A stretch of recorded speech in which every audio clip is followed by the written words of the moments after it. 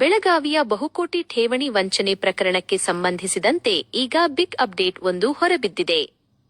ಈ ಹಗರಣದಲ್ಲಿ ಸಿಲುಕಿರುವ ಶಿವಂ ಅಸೋಸಿಯೇಟ್ ಸಂಸ್ಥೆಯ ತನಿಖೆಯನ್ನು ಸಿಐಡಿ ಅಧಿಕಾರಿಗಳು ಮತ್ತಷ್ಟು ಚುರುಕುಗೊಳಿಸಿದ್ದಾರೆ. ಇದೀಗ ಪ್ರಕರಣಕ್ಕೆ ಸಂಬಂಧಿಸಿದಂತೆ ಕರವೇ ಪ್ರವೀಣ ಶೆಟ್ಟಿ ಬಣದ ಜಿಲ್ಲಾಧ್ಯಕ್ಷರಾದ ಆರ್. ಅಭಿಲಾಷ್ ಅವರಿಗೆ ಸಿಐಡಿ ಖಡಕ್ ನೋಟಿಸ್ ಜಾರಿ ಮಾಡಿದೆ. ಐಷಾರಾಮಿ ಕಾರು ಉಡುಗೊರೆ ಆರೋಪ.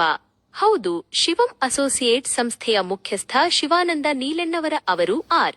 ಅಭಿಲಾಷ್ ಅವರಿಗೆ ಐಷಾರಾಮಿ ಕಾರೊಂದನ್ನು ಉಡುಗೊರೆಯಾಗಿ ನೀಡಿದ್ದರು ಎನ್ನಲಾದ ಸ್ಫೋಟಕ ಮಾಹಿತಿ ಈಗ ಸಿಐಡಿ ತನಿಖೆ ವೇಳೆ ಲಭ್ಯವಾಗಿದೆ.